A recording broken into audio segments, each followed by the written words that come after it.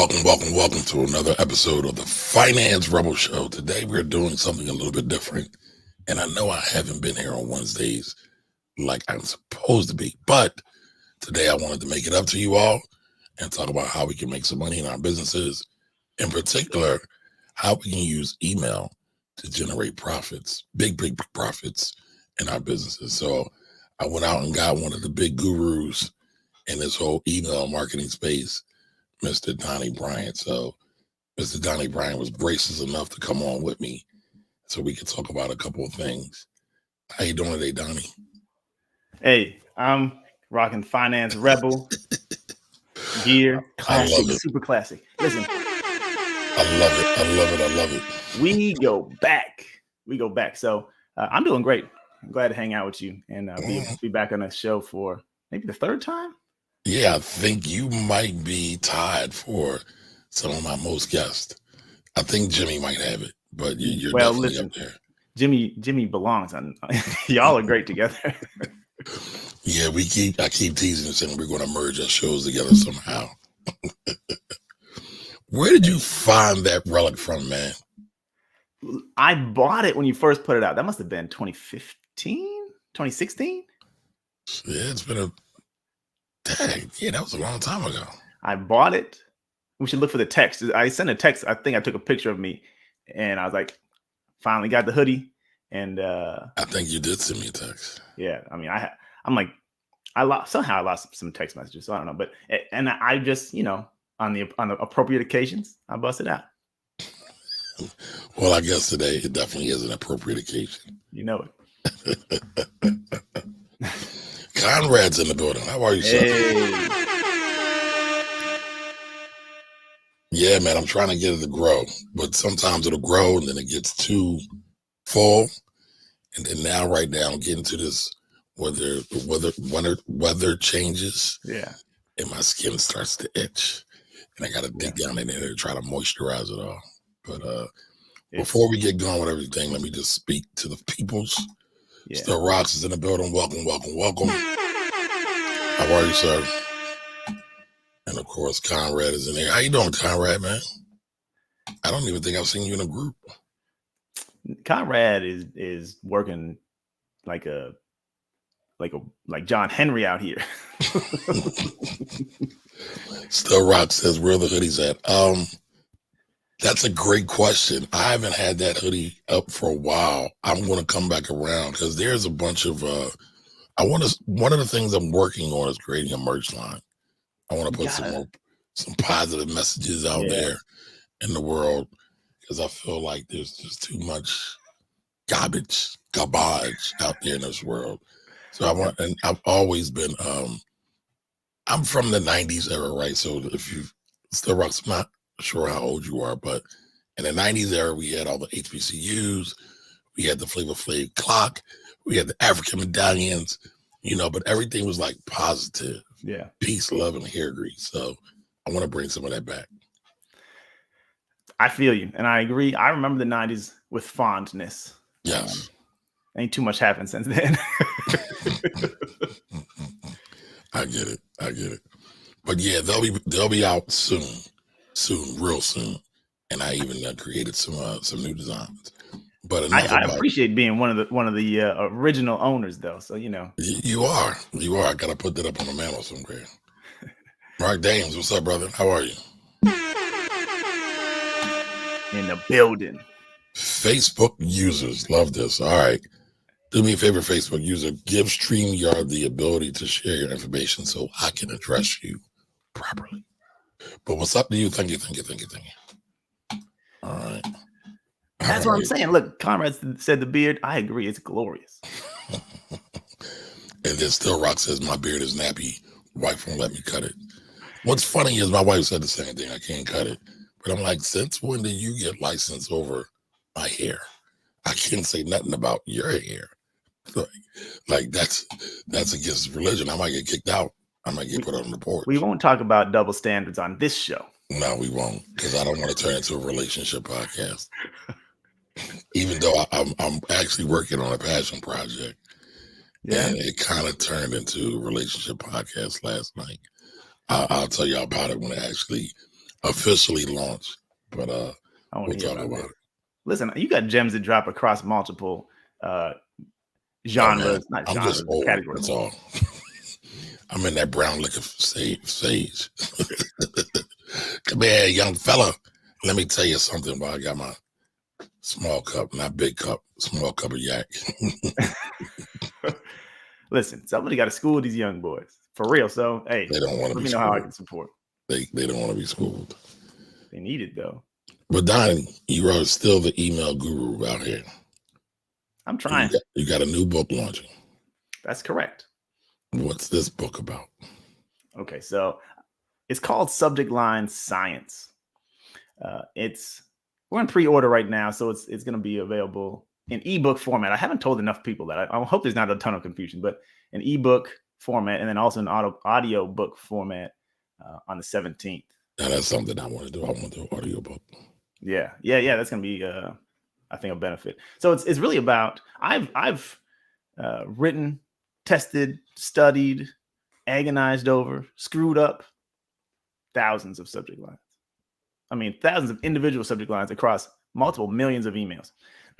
And so I going back to the data, going back to the psychology, and going back to the money, I'm scientifically breaking it down to tell people what I've learned in the past.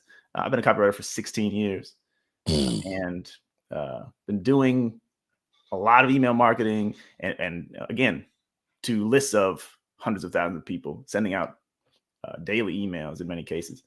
So I've got a lot. Now, are you still sending out daily emails? Yeah, I'm not for myself. I'm not, but I'm writing for clients that do send out daily emails. Yep. What's the trick? Because I'm trying to do a daily email now. You I feel like I'm failing. We're going to talk about you. I give you a hard time a lot. I know how hard you're grinding, and I know dealing with work. Sometimes you don't want to sit down and write an email. But for most of the clients that I have that do that, and the people that I consult with that do that are talking about the market. So you just talk about market stuff. Oh, yesterday Jay Powell said something stupid, and you just react to stuff like that, or they're really just talking about multiple angles of their industry. So it's you can do the same thing. You're talking about taxes. There's the primarily talking about taxes now. What's interesting about taxes? I could talk about taxes all day long because taxes are applicable to everything in life, right? There is no financial transaction that goes on without tax implications 9 times out of 10. Unless you're Al Capone. But then there are implications. But even if you are Al Capone, right? That's why Al Capone went to jail. He didn't go to jail for all of his other nefarious crimes. He went to jail for taxes. And I'm not totally prepared to talk about this yet, but I just found out that the United States had a VP that was found guilty of tax evasion under the Nixon administration. Really? So of course I'm going to talk about it. Listen, so daily emails is easy for you. It is, but sometimes, right?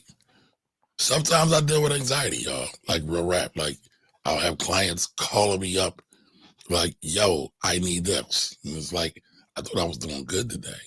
Clients like, "I need this tomorrow," and I was like, "Oh shit, here we go." The danger of service-based businesses is that, right? Even if you are doing good, there are things beyond your control. But I was thinking I would try to get ahead of it, and then I'm like, if I can get a couple of days in. I mean, listen, I can literally pull up the screen, do a Google search, and talk about tax. Right? There's a bunch of things that I've been wanting to talk about. Yeah. One is this the Congress, the House of Reps, had proposed a new bill for Israel. But here's the catch: they're going to give Israel $16 billion for aid relief. But here's the catch: they got to cut funding to the IRS. It's like, what kind of nonsense is this? It's like, I really feel Congress hates accountants, but that's a whole other thing. I think that's probably true. And I think they might be a good subject line. It'd be a great subject. Here's another thing that I think is true for you. if you're thinking about being anxious, right? Could you hop on video and do a 5-minute video every morning? I could, but then I get anxious doing that too. I find a lot of people, because we're traumatized in school. Writing is a punishment. You're gonna write a 1,000-word essay because you were talking in class, right? Or you're gonna write on the board, those things. And there's so much pressure on children as you're figuring out how to write, all the rules. What's a preterite normative? Oh Lord, I don't even know Right. what that is. So neither do I. So there's all that. And so a lot of times when people sit at the keyboard to write, they get some of that trauma back. There's a little bit of post-traumatic high school disorder.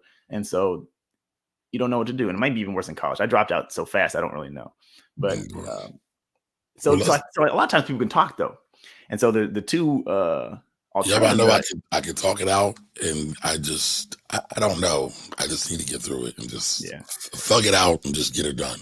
So you can dictate it and just have the transcript of your talk, or hop on video. And the email can be, I recorded a really cool video about this crazy new Israel bill. You gotta check this out. That's the whole email, and link to the YouTube video or wherever you have the video at, and then you know what?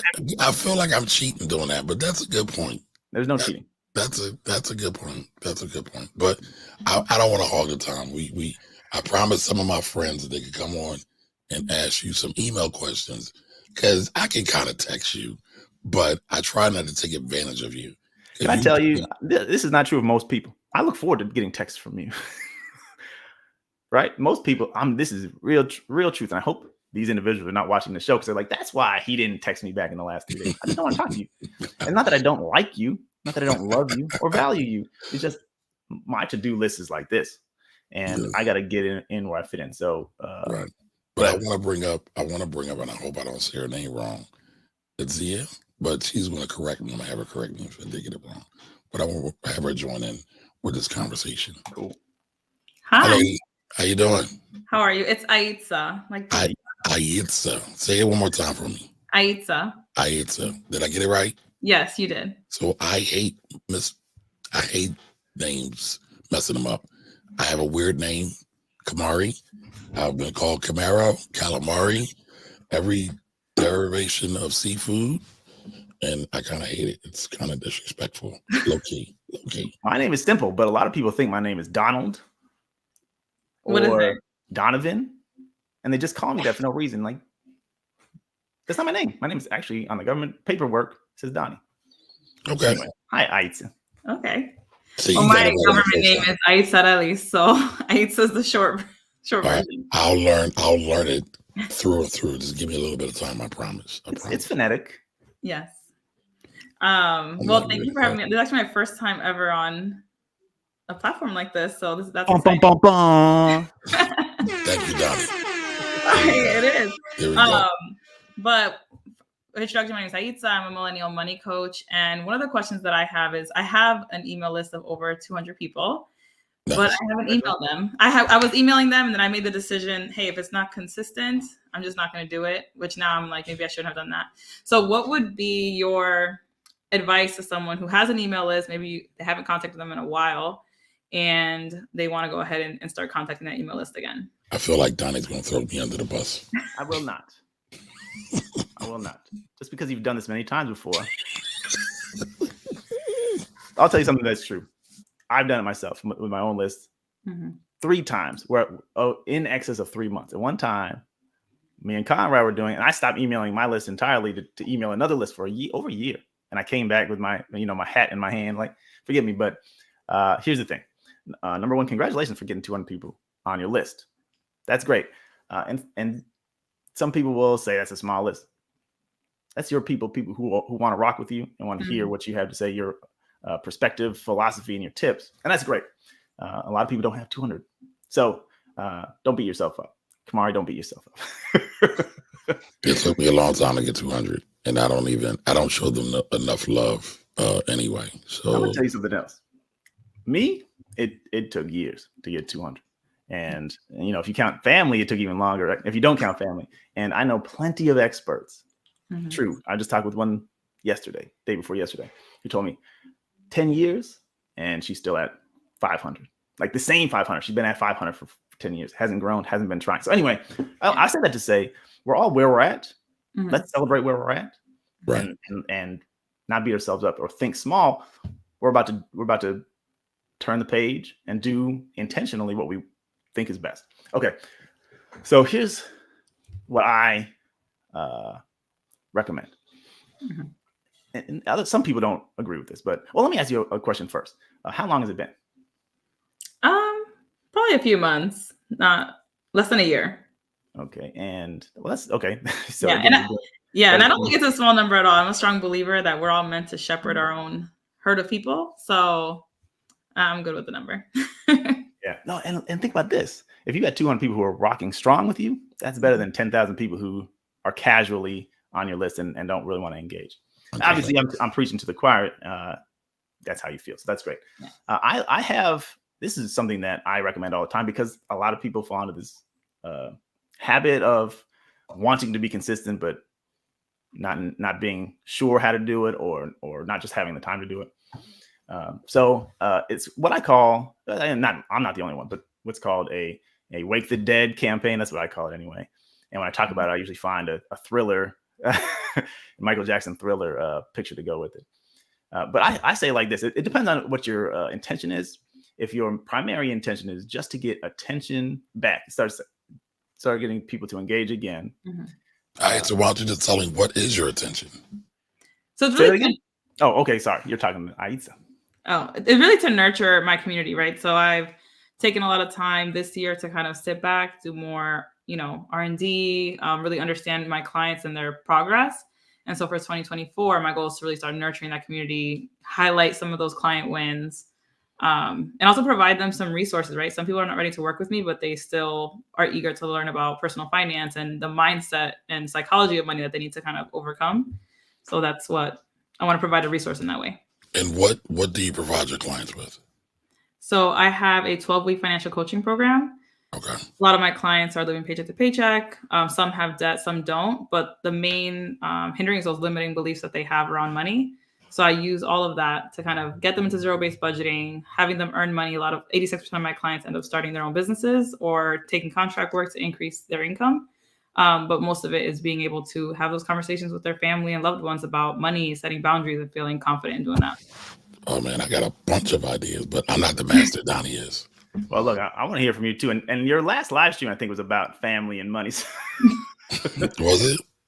I don't know. So, that's something that we could talk about all day too. Okay, so let me say something else. I missed the label because I'm thinking about something else. Raise the Dead is really talking to people who haven't engaged with you. But when you haven't engaged, it's like it's still a re-engagement kind of thing. Yeah. But you're not raising the dead. You're the one who's been sleeping. But the idea is kind of the same. Here's how I do it. Mm-hmm. One of the most, this is game right here, and I'm not blowing smoke. It just works. The first email coming back after a period of time when you're not emailing, mm-hmm. I love to say, I'm sorry, or something like, oops, I can't believe I just did that. Mm-hmm. I can't believe I did this. And people are nosy. People like to hear about something where somebody messed up. You can say, I messed up. And when people see that, they're automatically curious what kind of drama is developing over here. And it doesn't really matter who your audience is, just human nature. Mm-hmm. We're curious about things. People admitting mistakes, that's something that we're attracted to and want to pay attention to.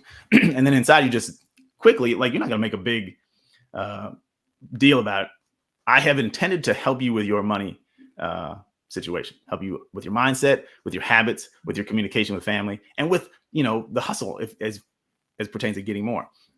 And I've let you down. I'm not going to do that anymore. And so going forward, here's what I'm going to do. That's the first email. But also in the first email, I like to set the expectation for what's going to happen, mm-hmm. and be maybe a little more aggressive in the first few contacts after that, just to reestablish a rhythm and reestablish. People may have forgotten why they were interested in your emails in the first place, which is another question I should have asked. Mm-hmm. How do you normally get people, or how do people get onto your email list? Normally I'll do like a challenge, or I'll have some type of freebie. A lot of them joined when I put together a workbook on setting SMART goals. Sorry, that's my cat. Really. Shout out to the cat. Yeah, she's gonna join. She loves joining videos. Well, that's great. And There she cats. Oh, you should do a video series. Me and my cat. Yeah, another she joins my live streams all the time. She's gonna lay down right here. That's And dope. there she goes. Awkward. It's not awkward at all. I'm telling you, people love pets. They love pets. And so a lot of times you see Cats that. specifically because I think cats have the most viewage on YouTube.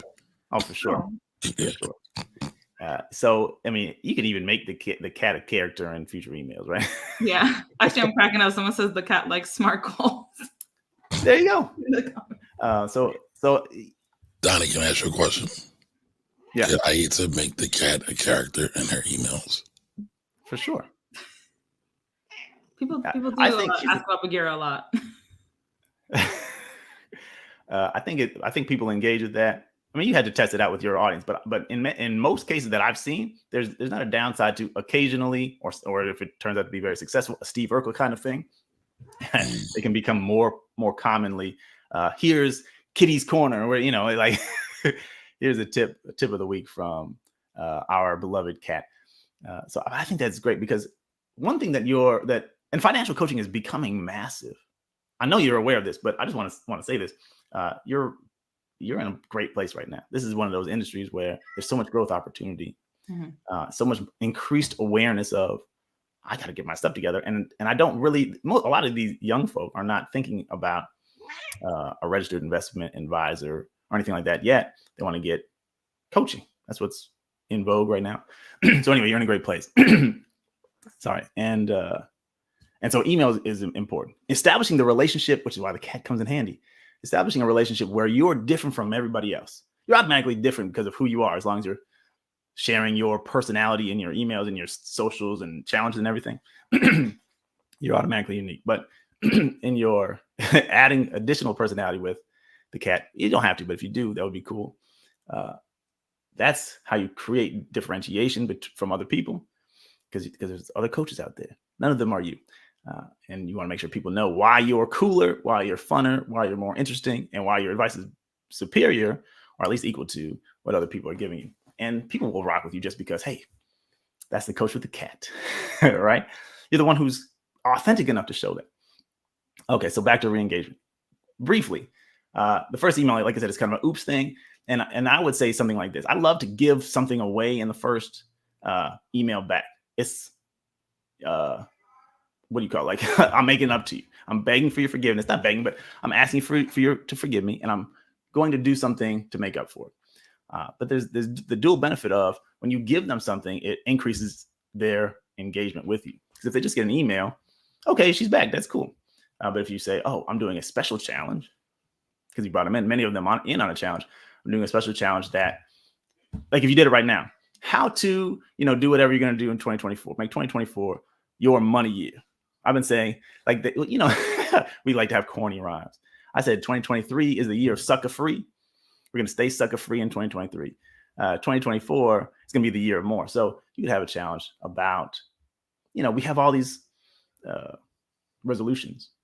You don't keep them really, but I can help you. This is what I do. This is specifically what I do. Help people set goals, create habits that support those goals, and to achieve the objective that they set out to achieve. I'm going to do a special challenge to make up for it. It's free. I could charge $49 for this. I'm going to do it for free in observation of the fact that I've ignored you. It doesn't have to be that, but it could be something like that. It could be a video, special video. It could be a special report of PDF kind of thing. Anything like that. But just, it's like, give them something to, once again, they start consuming your content again. And they're like, oh yeah, that's why I was really a fan of these emails and why I really wanted to be involved with Aita in the first place. So then the next couple emails, if you're giving if you're doing a challenge or if you're giving a gift, I try to send the next couple of emails within days. Like the first email, you say, I'm going to send an email tomorrow and then you tell them what you're going to do. And you maybe give them a tip that maybe comes right from the PDF if you're doing the PDF. Or I like to say something like, did you see tip number 3 on on the 5th page of the PDF. This is life-changing by itself. If you haven't looked at it, go back and look at it. So stuff like that to get people re-engaged. Just for the first maybe 2 weeks, you send maybe every other day or every third day, but kind of like whatever makes sense for you, and then you communicate that you're going to do that, and then you go back to acting normal at whatever scheduling that makes sense for you, weekly or twice a week or whatever. But just to set up that first sequence, to re-engage, I like to do apologize, make up for it, and give them something special to re-engage them. That's a long explanation. I apologize. No, I'm here for one of my goals is to focus on email funneling and nurturing and all sequences and stuff. So that's what I've been doing for the past month, actually, since FinCon. Awesome. You're at FinCon. That's great. Yeah, diving into a lot of that knowledge. So one of mine, because I've had to reawaken my list many times. I think I have about 700 people. Dean Jackson is another guy I really like outside of Donnie. He's a pretty big marketing guru, and he has the six-word email. 6 or 9. Yeah. Yeah. Are you still interested in? Yeah, I guess it's 6. Yeah, but sometimes it'll be longer, right? So you could say something like, "Are you still interested in budgeting?" And then you could say, "All right, well, here's one tip. If you're still interested in budgeting, let's go back and look at what you've been spending your money on previously and start from there." But that could be one thing. Yeah, true. That could be to get people reawakened, reengaged. It might even drop some business for you. Because it was like, hey, the new year's coming. I don't have a budget. I'm all over the place and I need some help. That's a good one. I like to use the 6-word email when people have kind of fallen off, but there's no reason why you couldn't use it in your case as well. It's simple, right? And very easy. If so, reply yes. That's it. And so it's easy for them to take action too, right? Yeah, I am still interested. And then once you got a conversation happening, anything can happen. I've done it several times, just like that. Are you interested in investments or in tax? And reply yes. And they reply yes, and it's generated income for me. There you go. This is great. Thank you. You're welcome. Hey, this is the first of many on-camera interactions for you. Yes. Well, she says she goes live a lot, right? You live stream a lot, right? I go live a lot on Instagram. Okay. Still, everyone's telling me I need to tap into the YouTube world. This is the first time. So, well, I would love to have you back on. We can really get and chop it up and talk about business and what you do for your clients and all that. I love all that stuff. So feel like it's home. Come on back. And there's accountants and money coaches, financial coaches can go together because you don't do the same things. No. Yeah. Yes. No. Yeah. Well, yes. You're right. It's different. I think definitely I'm not in the tax. Well, I'm a CPA, but I specialize in financial reporting, and I was in the audit world. Oh, well, you can easily come on over to the tax side. She was like, no. Oh, I definitely got to have you back now because we got to talk. One thing I love to do when I talk to my CPAs was, why don't you do tax? Because everybody thinks all CPAs do tax, and they do not. Yes, I actually did I had a whole live story on that. I was like, not every CPA does taxes, but I have some really close CPAs that they do taxes, and I'll put you on. I'm really big on connecting my network. So I'm like, hey, you have a tax question? I have someone for you. Nice. If you need some process flows, process mapping, you want to get your financial statements right, you need some funding, let's talk. Nice. All right. Are you going to stay with us, Aita, or? I think I'm all set with my question, but. Okay. Well, no, I was just going to say, you're more than welcome to stay. We do have one more guest coming to the stage. You're on mute, brother. Oh, I like his background setup. He's on official. That's tight. That's tight. Yeah. Thanks. I didn't know you was just going to pull me in like that. Oh, yeah. Come on now. I'm ready. What's up, brother? What's going on? Come on. All right. Introduce yourself to the audience. What's going on? Good evening, everyone, wherever you are. My name is Maui Vodi with Financially Present.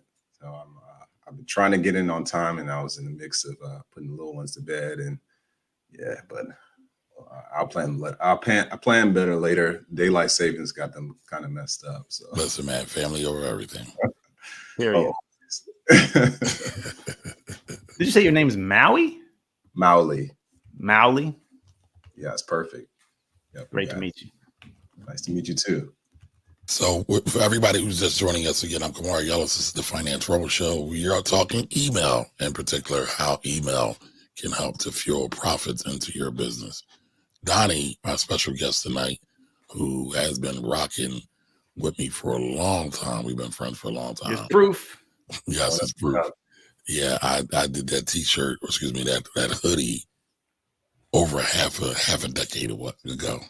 And he still got it. He didn't throw it out. Never that. But we wanted to talk more about email and using email. I am a forever email failure, but I'm working to turn it around. Right? So I said, Dottie, let's do a show. You got a new book coming out. I got a new email newsletter launching that I'm kind of struggling with. Maybe you can rip my email newsletter apart and tell me why I suck and how I can no longer suck going forward. But then I said I'll open it up to some of my friends. So we got I'm about to say your name wrong. Ayitza. I hope I don't say that wrong. And now we got Malawi here. How are you, man? I'm doing good, Kamari, man. Thanks for setting the scene. I'm in the space as well, and I do use some email marketing. I don't know how detailed you guys got into as to like which platform is better or advantageous versus another. I currently use ActiveCampaign. I've used them before. It's all right. It's for me, I feel like it's a learning curve, but I think it's a bit much. Like depending upon where you're starting from, I think it's a bit much. But I mean, I don't know where you are. I'm just thinking about the regular person who's just like, hey, I want to send emails. I want to keep my people engaged. I want to tell them about events where I'm going to be at, or maybe announce, some promotions I might have going. And again, ActiveCampaign was dope because they got all the triggers for all the other stuff. But I found some other stuff that wasn't as expensive and wasn't so tech savvy. So that's what I'm going to need to hear about, because I feel like when the cost is a little up there, it's good for what it does. It's got the automation and the triggers. I just wish it were a little bit more user friendly. I think they have an app, but when I've looked at it in the past, it wasn't very helpful for me. So so I'm on track, right, Donnie? ActiveCampaign is the app is kind of worthless. If you're using it for sales, if you're using it the CRM part for sales, I think it makes a lot more sense. Right. But if you're just using it for the email part, it doesn't really do anything for you. Well, I guess I could count them out as a sponsor of the Finance Rebel Show one day. Look, and ActiveCampaign headquarters in Chicago, so I've actually been there before. They have catered lunch every day, so I like ActiveCampaign, and that's who I use and have used for years. But you're right, there's a bit of a learning curve, and there's a lot of bells and whistles that if you're not using them, you're right. There's just stuff in there that goes to waste, I guess, and money that you're wasting, or at least you're not optimized in the way that you use it, because you're paying for something that you don't use. Right. It's great if, like you said, if you're doing automations and doing different paths that you want to send people down, it's great. For simple stuff, not that necessary. I need to get more technical with some of that, or just outsource it, because I don't mind the writing, but having someone that writes in my voice that isn't AI, I've used AI in a sense for little things here and there, but you can get AI to write in your voice. They're pretty close. I need to train it better. Then that's what it is. That's all it is. And what I'm doing too is I have some of the automated triggers and things for my website for certain products and things like that. But I was just realizing that I was not emailing enough. And there's an aspect where I need to email to a certain extent where I'm not like beating on people, but at the same time too is weeding people out that don't need my message. That's something I'm coming to terms with. I'm like, oh, unsubscribe. Okay, that's cool. I'm all right. I'm a big boy. I can handle that. I'm coming to terms with that. I'm curious to know how you define beating them up. I'm gonna tell you something that you don't expect. Right. So I knew that was coming. Thank you. Yeah. And I needed to go down that route because being at FinCon, I was talking to somebody about that, and I said, well, it's a lot of work. When I send my emails, I really only email them like once a month. And they were like, what? It's like, why? And I was like, well, I don't know. I do a YouTube video every week. She said, that's one email right there. Like, why not? I said, oh, you're right. So I recently rededicated myself to some of my email copy, and I'm emailing at least 2 times a week to them. That's, twice weekly, twice on the weekdays. And then, on the weekends, I chill usually. Yeah, no, I think that's a great cadence daily is a thing, right? But but everybody doesn't need to do that. Right. And you need to be able to fit it into your workflow, and you need to be able to perform at a level that you're proud of, not just to send one more frequently to be more frequent. You want it to be quality. You want to achieve what your objective is each time. So twice a week, I think is a great cadence. Okay. But don't feel bad about it.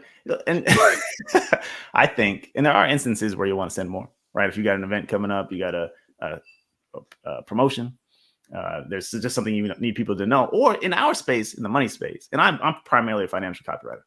When there's something going on in the market, people want you to hold their hand, right? It's like, I'm gonna be here for you. You can go to Yahoo Finance if you want, but you're gonna get a hodgepodge of craziness and advertisers everywhere. What I'm going to do is the thing that you came here for guidance. I'm going to help you accomplish those goals clear-headedly, without all the drama, without all the hype and crazy. We'll get right down to what this is, what it means for you, and I'm going to help you through it. So I think in hard times, I know in hard times, people want to hear from you more if they trust you. If you're just another vendor, and that's not you, but for the people who don't really provide value, they don't care. They don't care that much. But for somebody who they look to as an expert and as someone who can help them, something that's important to them, they want to hear from you pretty often. And the harder it gets, they might want to hear from you every day. What do I do now? 2008, they want to know, right? They want to know. That's true. I remember buying a house, and the first tax bill I got, my house is worth half of what I paid for it. What do I do? I never got out from under that house. One of the, we won't talk about my sordid past in finance. Let me jump in for 1 second. Yeah. I want to shout out my guy JT Coins, and he says I need to do email marketing. So JT does custom jewelry. He usually takes coins and makes rings out of them. Wow. And I'm like, yes, hell yes, you should be doing email marketing, because you make something that's so unique. And he snuck in a YouTube channel on me, y'all. Like, me and JT been rocking for a minute. I didn't know he was a YouTuber. He probably does more stuff than me. So y'all going over here, follow his channel. But I will say this, you can just tell everybody about the new piece you're working on.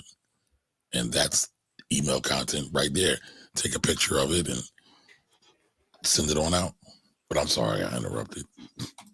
I think it's on time for our holiday season too, because we got people out here. Facts. Facts. This is always up for something new to rock. So no doubt about it. Even that. And JT, you could offer everybody who joins your email list maybe a discount on the next time they buy one of your rings. I'm sorry, I'm not the email guy. I sit at the feet of Donnie and Conrad too. I want to give Conrad some love as well, because he's helped me out with some things also. But Conrad is brilliant. You're right. If we're talking about JT, right? I don't love discounts, but in terms of an e-commerce situation, a lot of times that's the table stakes. If you want to play the game, people are always offering 10%, 15% when you sign up for the list. So there's nothing wrong with that. I prefer, this is just me, doing something where, free shipping works too. People love free shipping, even if it's, I say $3. Yes. But psychologically, that's a big win, right? But I like to give bonuses instead, add value rather than subtract profit. That's how I feel. Mm-hmm. Yeah. That's why you are the master, Donnie. You got me hyped up with the air horn. Let's go. So, look, what are your plans, Wally? Yeah, that's what I was about to ask. We've been talking about around circles. What's right? Well, for me, definitely just having that cadence of better copywriting, copywriting that converts a little bit better. And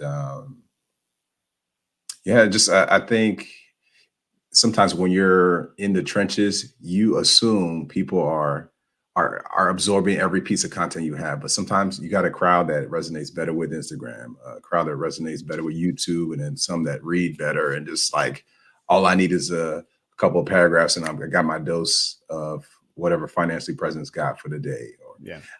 And some people, they want to know what I've been working on, or they want to know, hey, like you said, what's going on with the market. Because I know I like there are podcasts I'll listen to for a quick update, and then I move on with my day because that gives me just a little dose, and then I got Bloomberg on Right. the rest of the day. So But I know for me, I though, want to go back to something you said, though. You said you want to get more technical. I would challenge you not to get more technical, because I feel like, and Donna, you correct me if you feel I'm going wrong, right? Because a lot of times, myself included, we geek out on all the gadgets, but a lot of times the gadgets are not what's going to drive profit, put money in our pockets so we can take care of our families and our children. A lot of times, Donnie said that they just want to hear from you consistently. And it sounds like you already like writing. So I'm sure you were already more than enough. So look, talking, right? I like to talk more than I like to write, but I realized that I don't know, they are one and the same. well, that's one of the things that we said early on. If you like to talk, at least some of your emails can be, you can talk it out.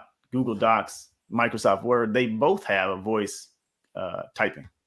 Your phone has a voice typing also, or you can record an audio and get it transcribed by Otter or whatever. So you've got options where you can talk it out, or as I told Kamara, you can just record a video of yourself. Hey, y'all, it's Financially Present. I got some news for you. You know what I'm saying? And then just your email is, you ain't gonna believe what happened with whatever. And the whole email is just set a link. Like you just get them hyped up 1 cent, 2 cents to get them hyped for what you're about to tell them in the video. Link to the video. That's it.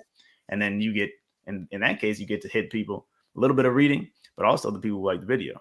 You're gonna get a video, and especially if you set that as part of your schedule. Like my Wednesday email, I'm always just gonna do a quick video. Right now, you know what you're gonna do, and you're thinking about video ideas all week, probably. So and then you can batch them, whatever you want to do. But that way, you can leverage your propensity or your desire to talk and minimize the writing that you're doing. Not minimize, but balance it out. That's good. In fact, it actually leads me to a question. I wonder if you have any recommendations on like whitelisting and helping people just receive the emails, because there are times where people are like, oh yeah, here's my stuff. You send them an email and then you don't hear anything, but it's because you go into deliverability. Yes. There's one thing. All right, this is a gem. I feel it coming.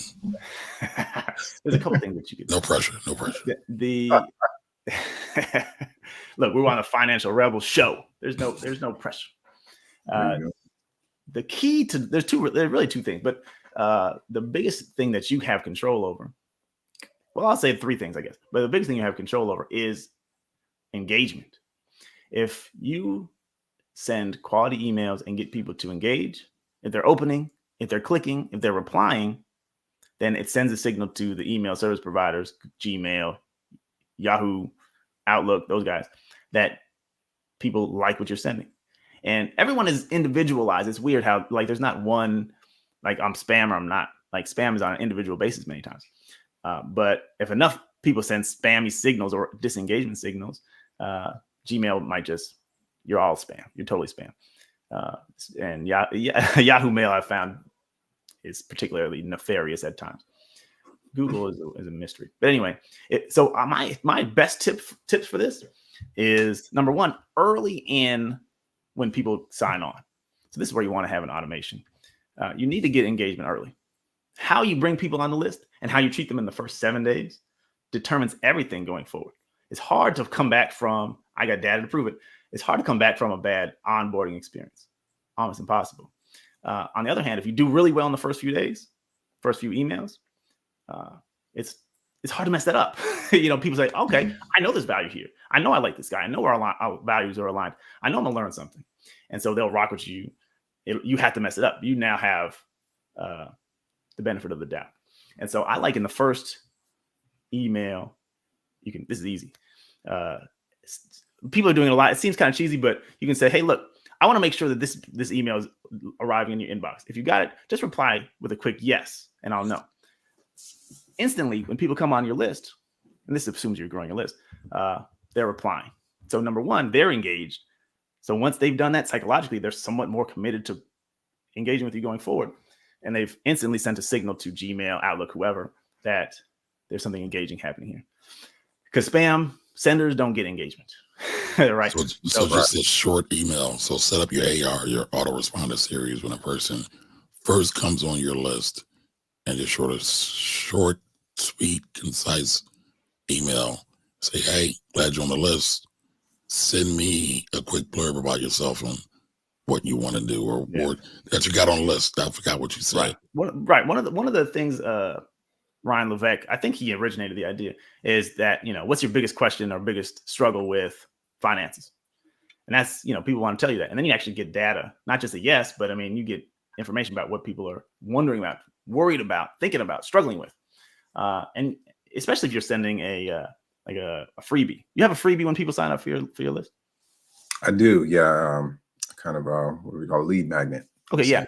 So that makes it really easy. I want to make sure you got the lead magnet. You're not going to believe this. I'm hyping it up a lot, but if it's super valuable, which I'm assuming that it is, let them know this is not just one of those documents that you save for later. This is the kind of thing that will help you increase your financial results, your stock market returns, all those things immediately if you start taking action.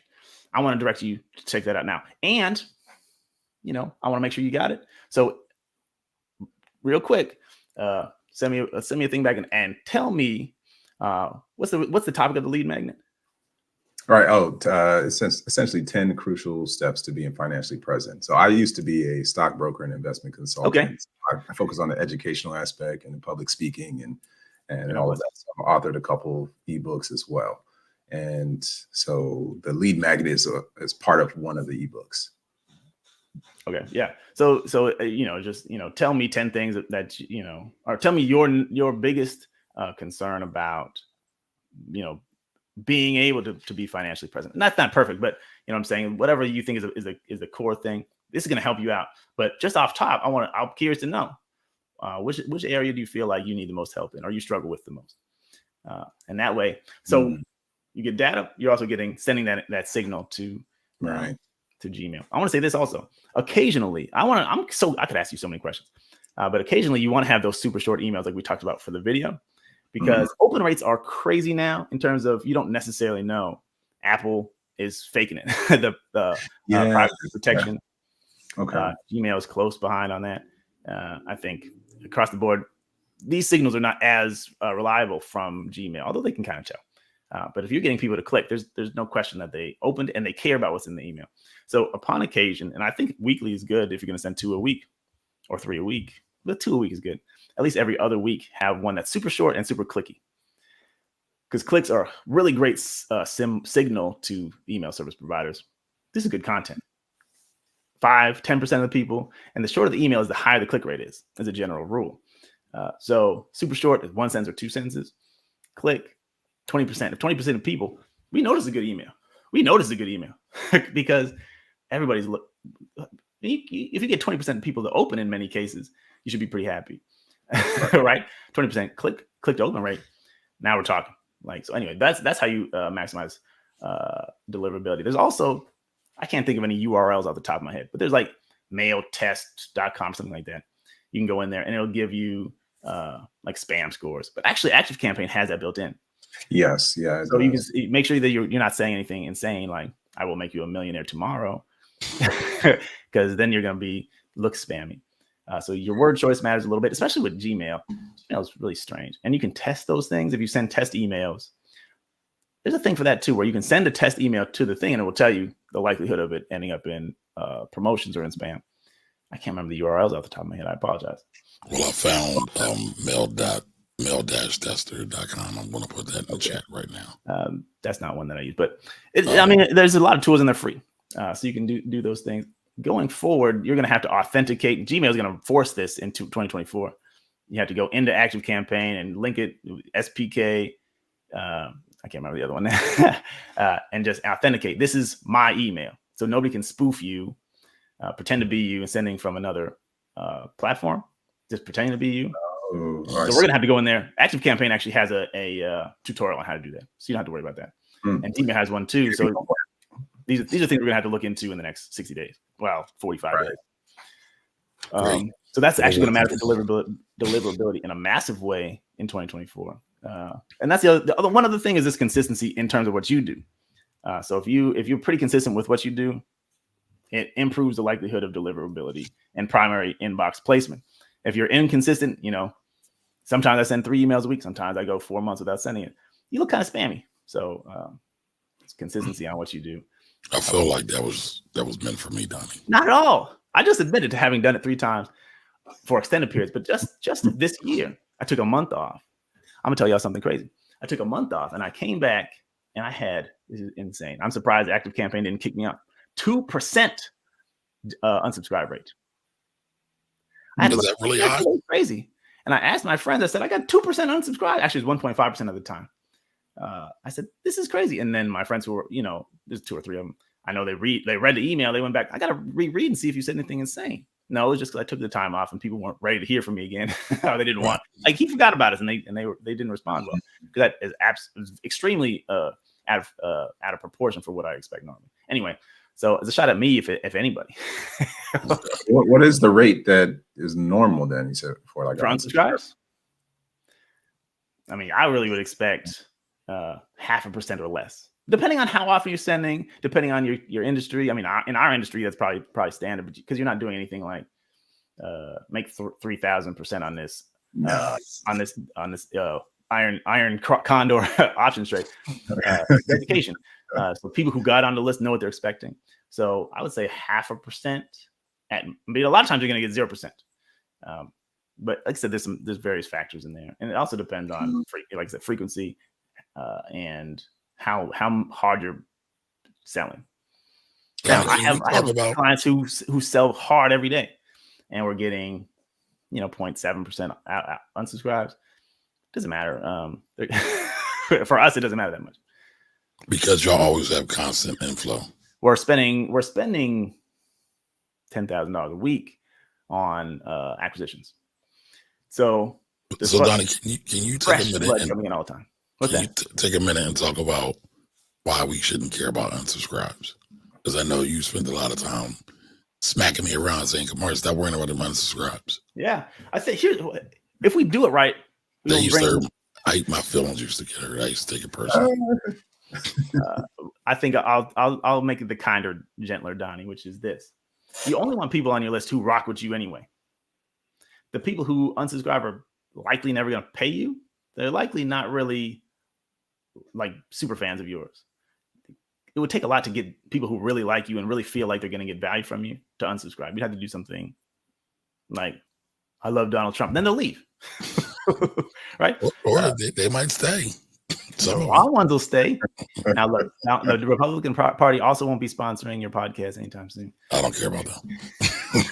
I mean, you got the 1619 project in the bag. That's never going to happen. Yeah. So, but you get what I'm saying. So I might get banned in Florida. We're not going to talk about that either. But look, sometimes people come on who are tire kickers. They're just curious. They really wanted your freebie, but they don't actually care. Sometimes those people are going to creep in, and you want them gone. You want them to leave. So you're only talking to people who will benefit from what you're saying, who will implement what you're saying, and who will evangelize for you. You know what I'm saying? Like, this is an email list you want to be on. This is a YouTube channel you want to check out. This is a podcast you want to listen to. This is a book you got to read. There's other people, if they leave, it's really not. It's not a loss. And actually, when you're paying for ActiveCampaign, you want them to leave. You don't want jokers to be on your list. You can't stop them from coming, but don't worry about them leaving. Yeah. No, there's so many things. I say this a lot, and you guys probably aren't subject to this, but people who do like freebie giveaways, like not like PDFs, but like, do this contest to win a free year of service from me. You get a whole bunch of people who don't actually care, but they want a chance. They're gamblers. They want to come on. Maybe I'll win. And if I don't, then I'm out. And so those kind of people should expect higher, if you regularly do that, higher unsubscribe rates, because you're not bringing people in for the right. I'm not going to say for the right reason, but the reason that they come in is very temporary, and fleeting. So if they leave, you shouldn't be surprised. So you got to factor all those things in. But when you're bringing in people for educational purpose and you're giving education, they know what they're getting in for. They kind of know, okay, what the topic is, what your philosophy is. They probably know before they signed up. And so they're going to stick. Most of them are going to stick around, like I said. But the ones who leave, it's good. Bye. So let's bring up this question from Anthony about that wallet. So he says, what is your habit or routine to stay consistent? You know what? I'll share one of mine, and hopefully Donnie could say, like, hey, you can tweak this, Mally, and make it a little bit better. Because again, I mentioned I was only emailing once a month, and I started doing twice a week. But on the side, personally for me, I actually try to journal on a regular basis. That's also not as consistent as I wanted to be, but it ends up being about an average of like once a week. Some thoughts I have helps me sleep better.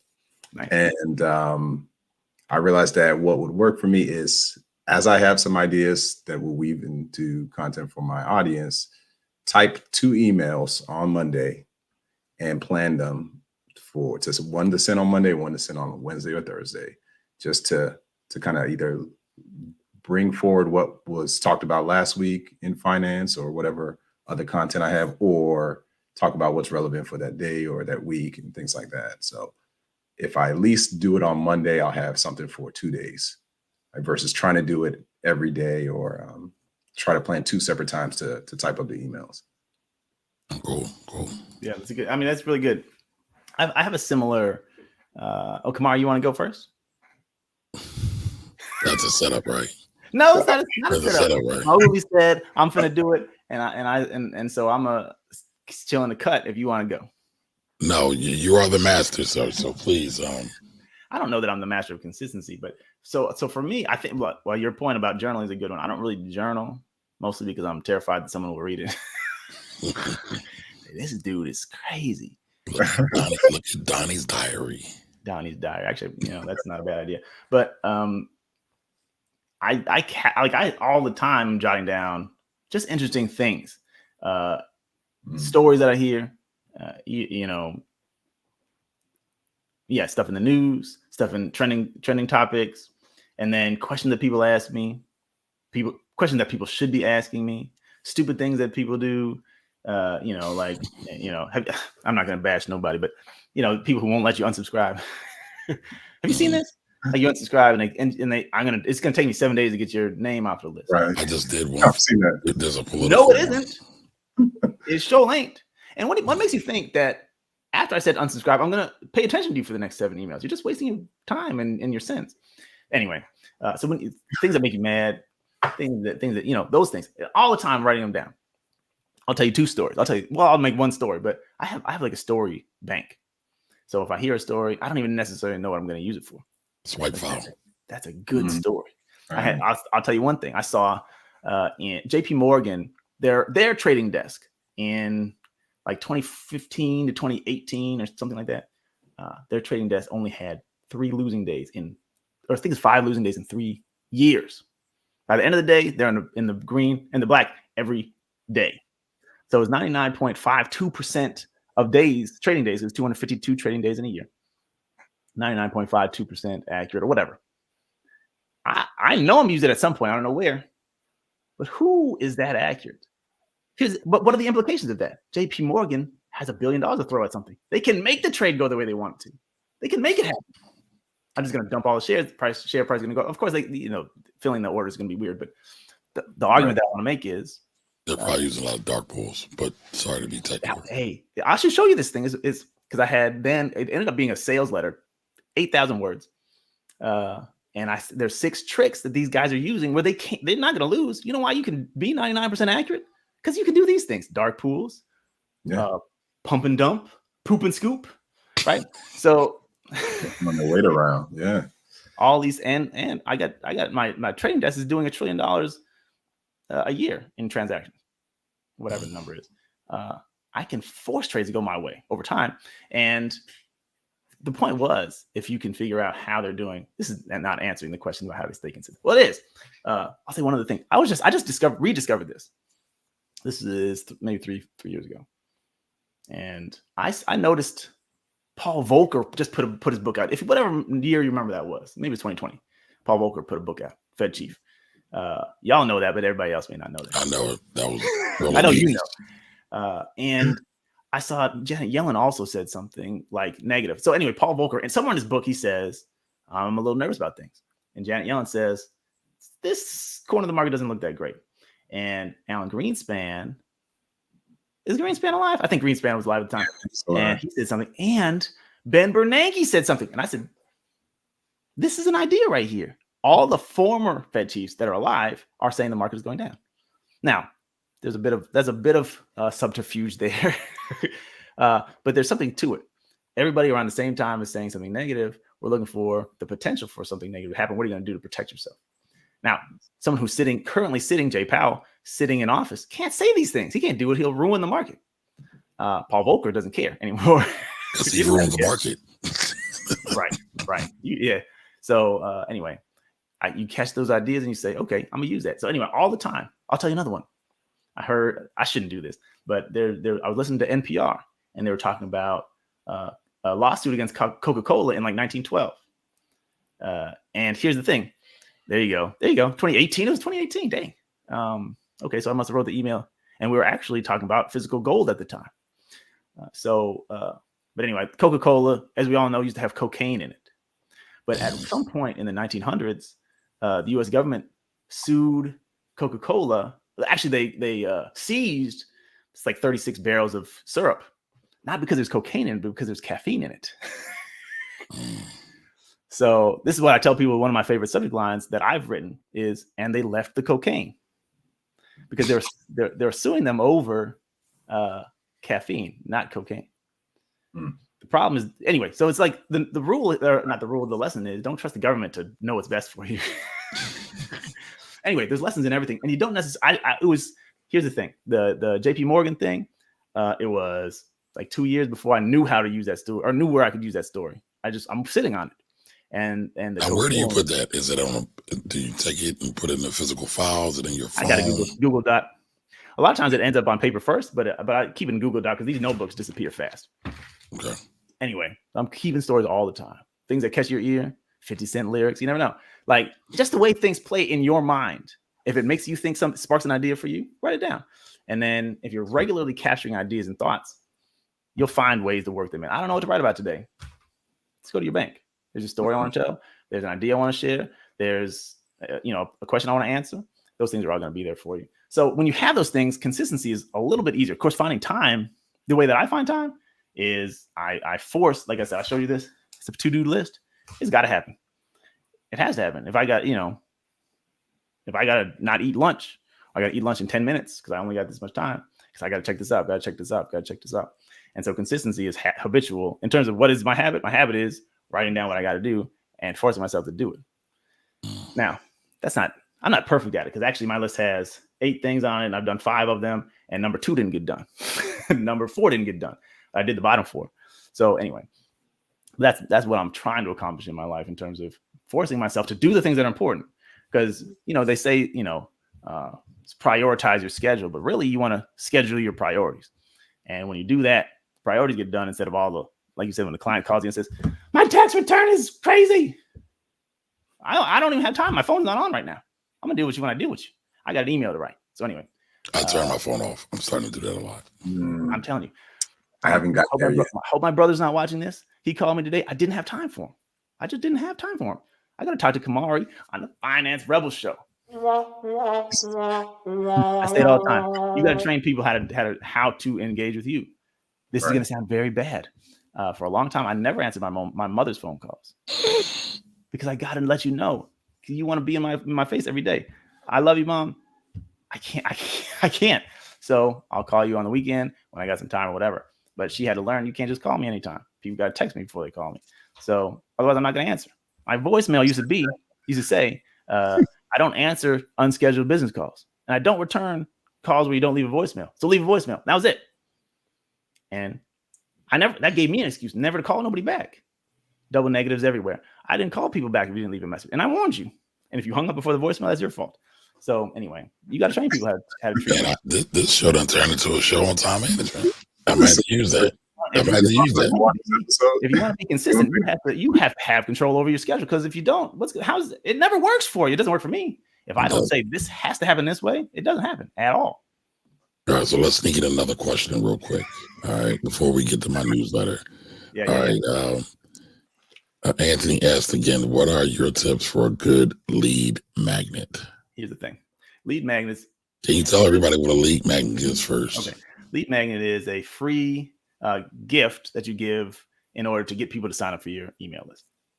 Well, these days, a lot of people are going for text message sign up, which is weird to me, but apparently people are moving more and more into that lane.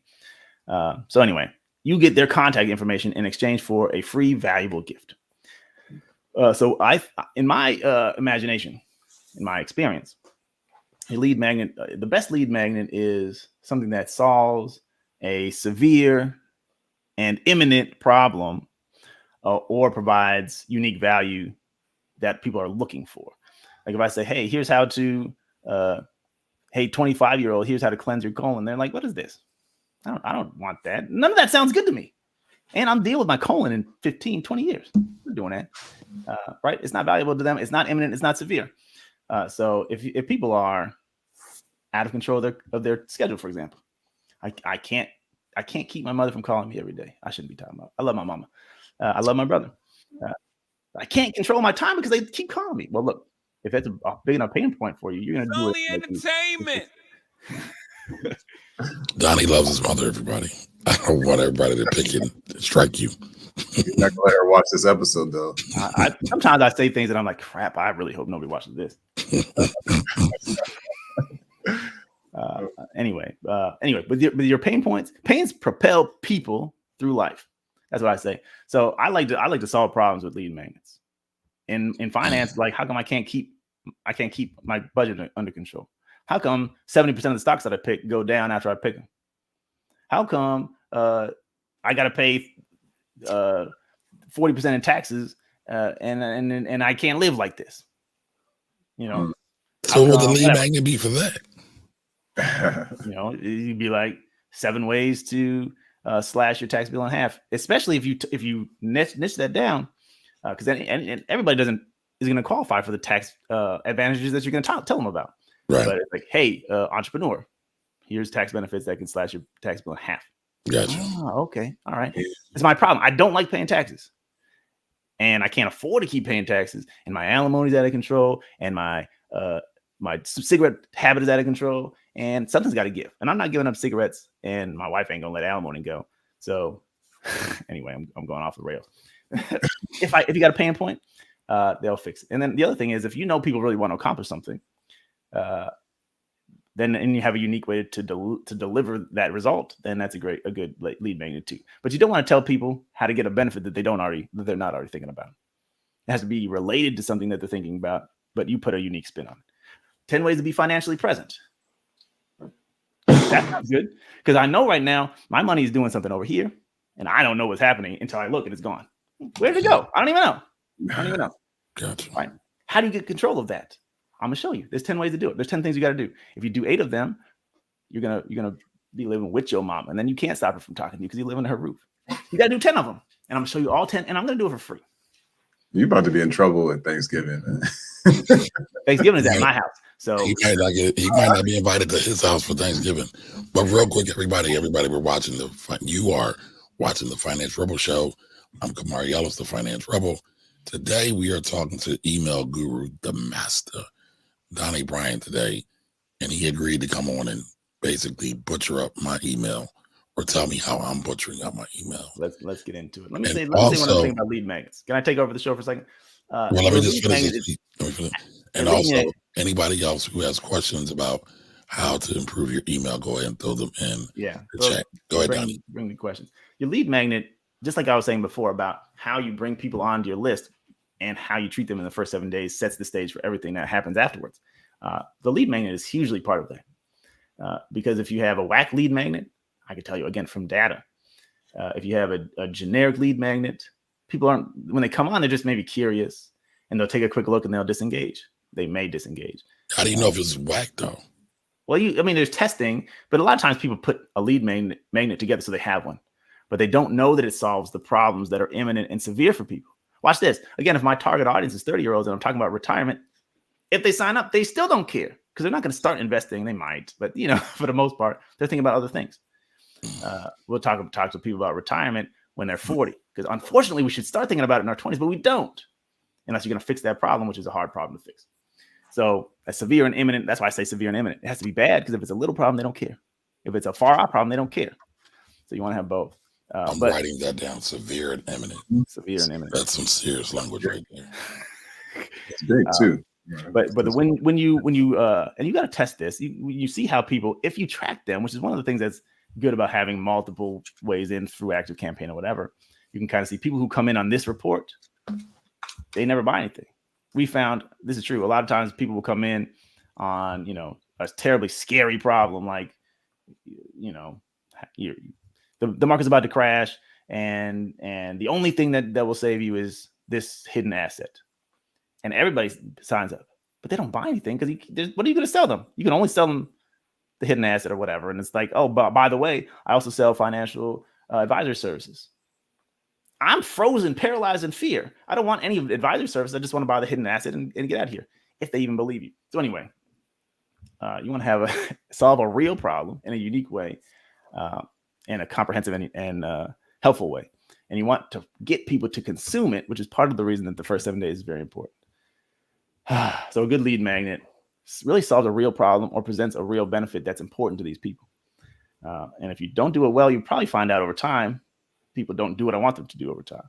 It also has to be closely aligned with what you're going to tell them in the emails going forward and what you want to sell them. Obviously, you guys know that. I'm just saying it because sometimes people think I just got to have something to get people on the list. But if you're selling them something that doesn't lend itself to what you want them to do in the future, you brought them in for the wrong reason, and engagement will suck going forward because of that. And when you ultimately is like, how come these people won't buy from me? Because you brought them in for the wrong thing, and you're not even selling that. You know what I'm saying? So that's important. It's important. More important than we think about. Okay. Yeah. That was masterful, Donnie. Let's go here. So I started this newsletter because Donnie and another buddy of ours, Lamar, love to heckle me. I mean, they've publicly humiliated me, probably take me to the public square, pull my pants down and spank my bottom type thing. It's been pretty severe, and I've been traumatized by it ever since. So the only way for me to get over trauma is by getting revenge. So I started writing an email newsletter. So I wrote like 3 in the last month versus 3 in the last year. So my results are up. I'm good. But then I've been fizzling out a little bit. So yeah. Well, look, when we humiliate you publicly, it's because we love you and because we want what's best for you. Sound like parenting, but sounds like Gen X parenting. And then when you say, "Hi, I'm going to get revenge on these jokers because they keep," that's what you're doing is doing what we asked you to do. So anyway, I hope you feel if that revenge got you going. And no, my feelings are still hurt, Donnie. I cried. I love you. I love you. So but I know you got a lot of great things to say, and people really need to understand the issues that you talk about. So taxes is just one of the things that you talk about. So this letter is going to be invaluable. I hate paying taxes. And when you start paying more in taxes, everybody loves paying taxes. What's that? Everybody loves paying taxes. I think crazy people like who said it was like Robert Kiyosaki had the best thing you can do is be rich and pay a lot of taxes. But these people get out of taxes every way they can, which is only right. But you can't position yourself as it's good. I mean, I think he and Trump wrote a book together, and then they talked about that. But they don't pay no taxes. I try not to talk about either one of them because they're both anti-black. But they're anti-intelligent.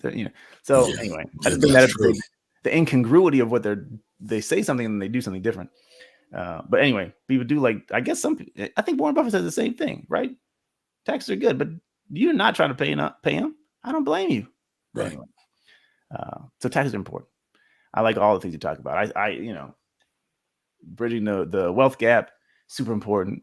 You know, I think back in stock market tiger days, right? Oh wow, Way wow, back.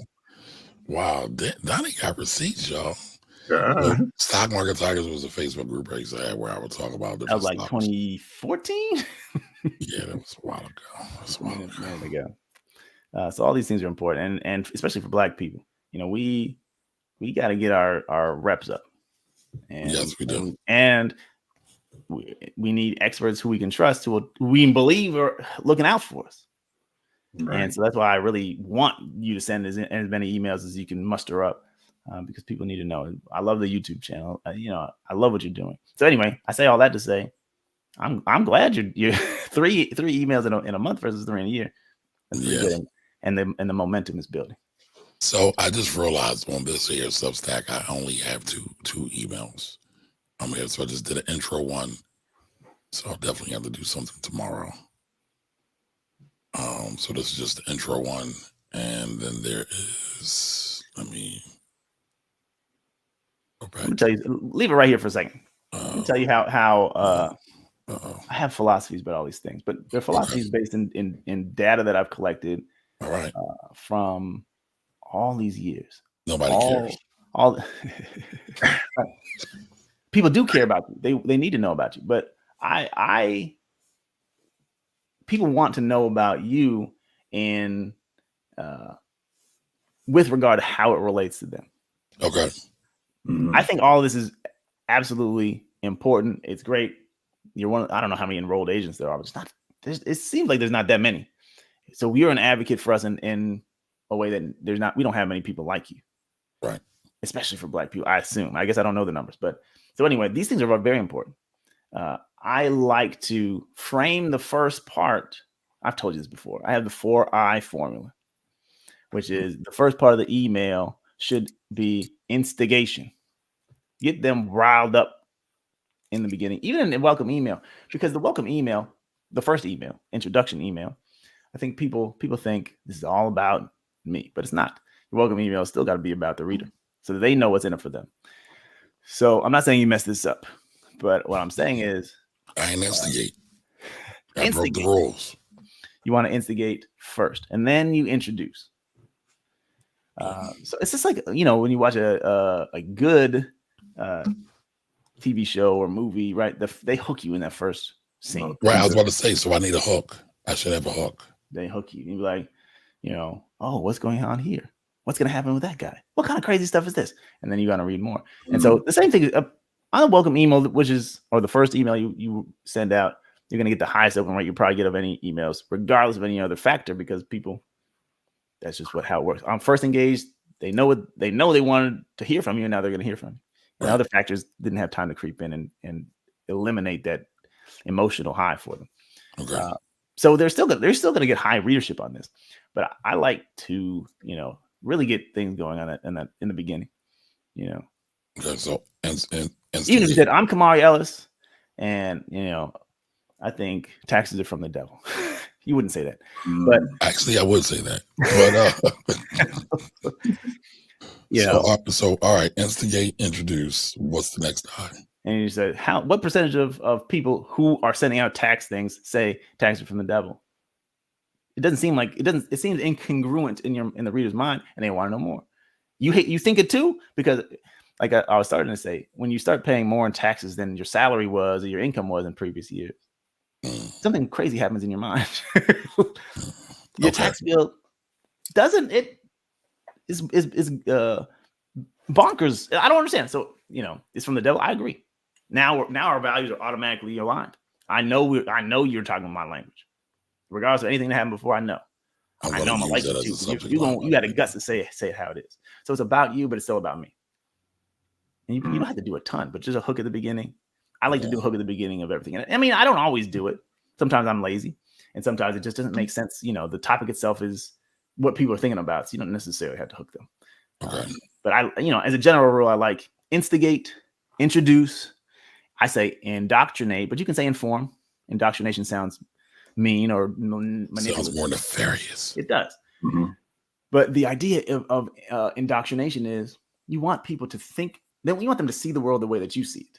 because you're right Mhm. and everyone else is wrong or they're lying. Okay.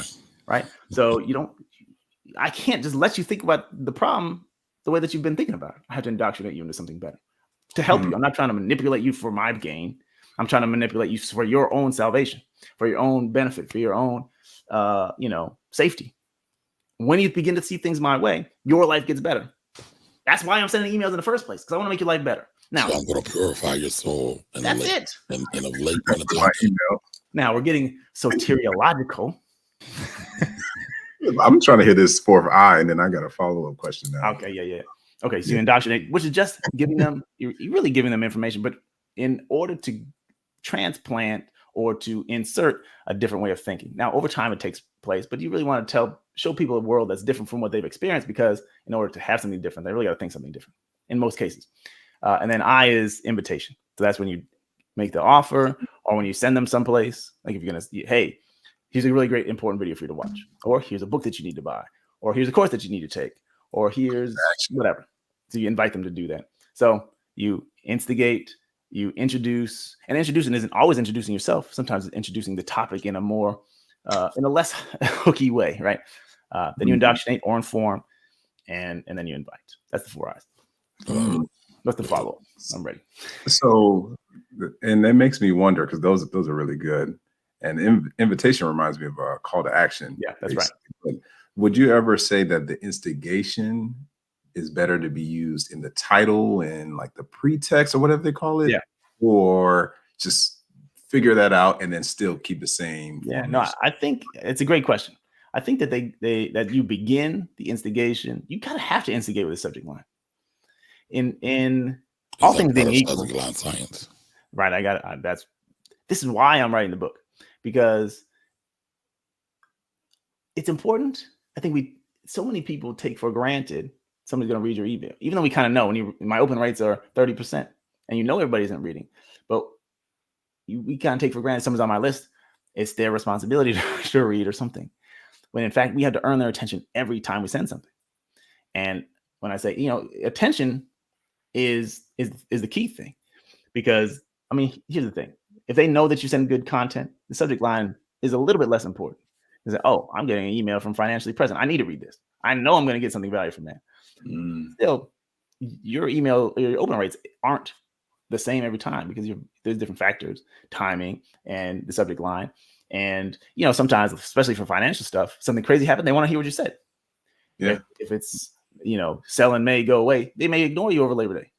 They may ignore you over Thanksgiving. They're not thinking about the stock market, and the market is closed anyway. So those factors play in, but your subject line really needs to start the instigation. The only reason anyone opens an email is because they believe there's something valuable inside for them. And value comes in different forms. It could be inspiration, it could be education, it could be free game, it could be something like I say all the time. When Old Navy sends emails, my wife always buys. Every time they send an email, we get new clothes. And so for her, value is, oh, cute stuff for my kids. Or I got more Old Navy shirts than I need. How do you feel about it, Donnie? I love my wife. Great answer. I don't know. I wish they would send less emails, but anyway, the point is that's what was valuable to her. And so value is super important, but the subject line kind of communicates what the value is. Well, now in an email and they left the cocaine, the value is, I got to know what Donnie's talking about. And Donnie, right. Clean cut Christian Donnie, what is he talking about? Cocaine. What cocaine? Who left it? Why'd they leave it? What's going to happen now? There's too many questions. They got to answer. They got to open it. I'll tell you all this too. Somebody's going to be mad at me saying this. One of my most effective, by effective, I mean open rate was insane. Subject lines was shortly after the George Floyd thing. And my subject line was white people. I love white people, but I got to say this.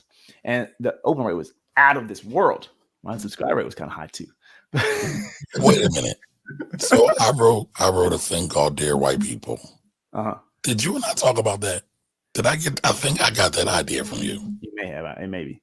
Okay.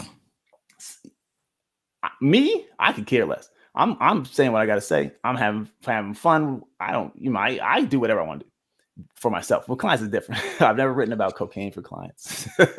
I've never singled out white people.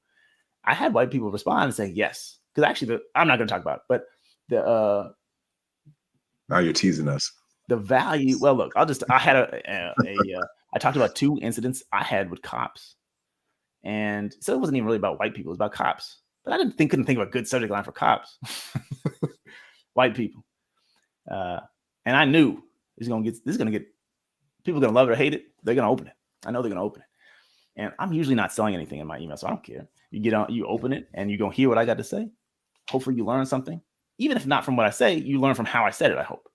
Say, see, the way Donnie thinks is weird, which is why I have a hard time with AI, because AI can't do what I do because it's too logical.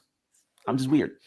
So anyway, the value in that case provided by the subject line, or the value implied here is I'm about to find out something, because Black people on my list, and multicultural people on my list, they say, I know Donnie's gonna give him one. It wasn't really that bad in the thing. It was mostly saying I had these issues.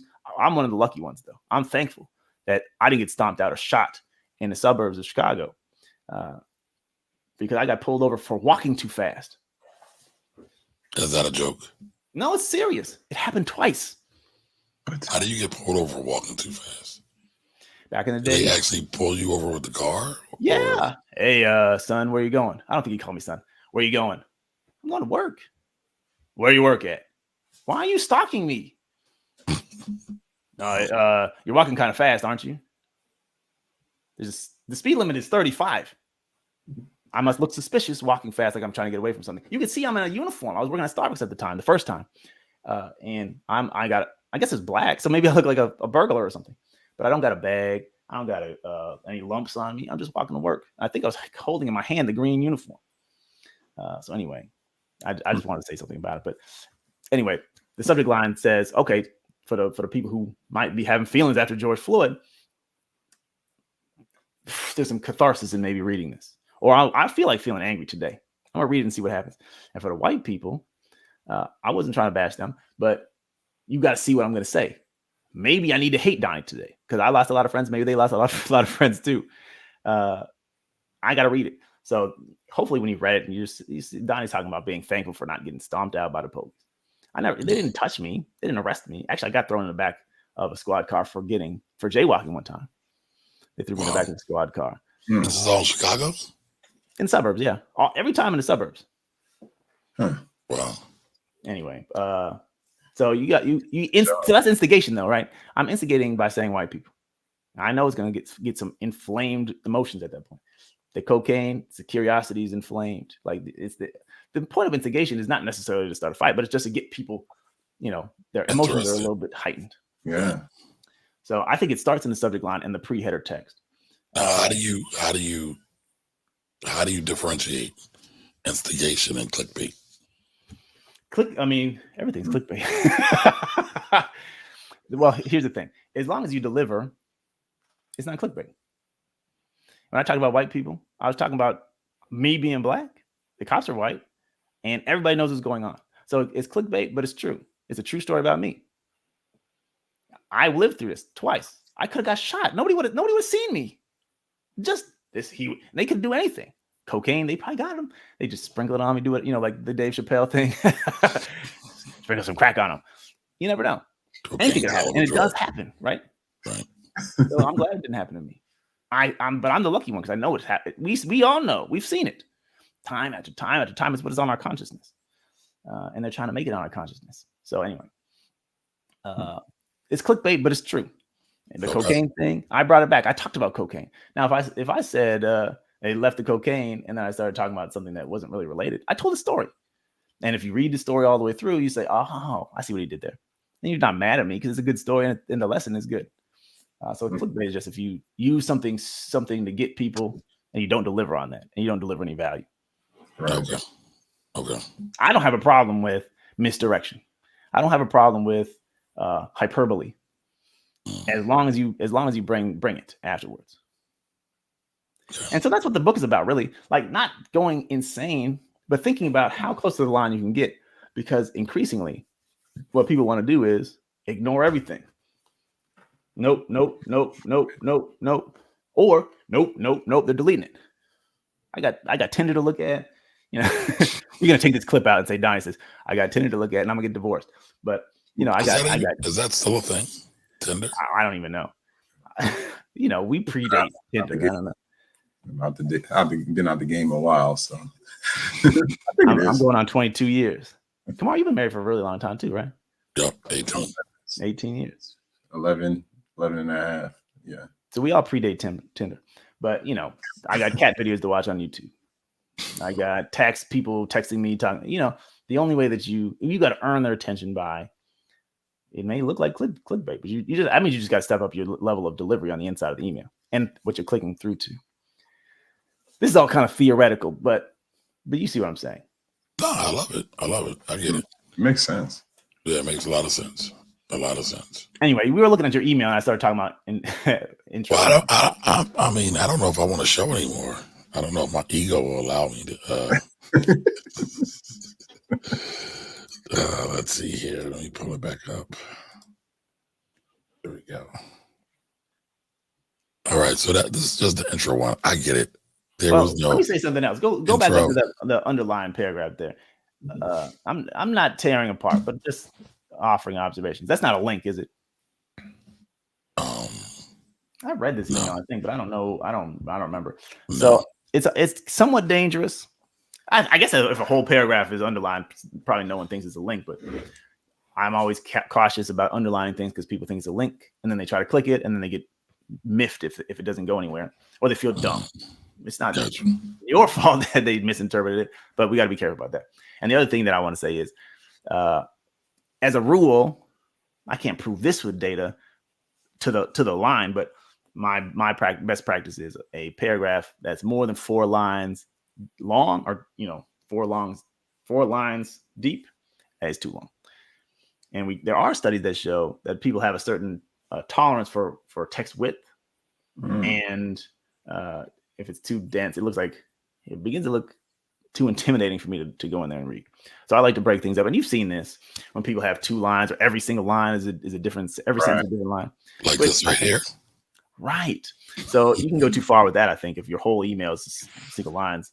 Right. Your eyes are like, what are you doing here? So I like to vary things. But if it's more than 4 lines, you're asking them to skim.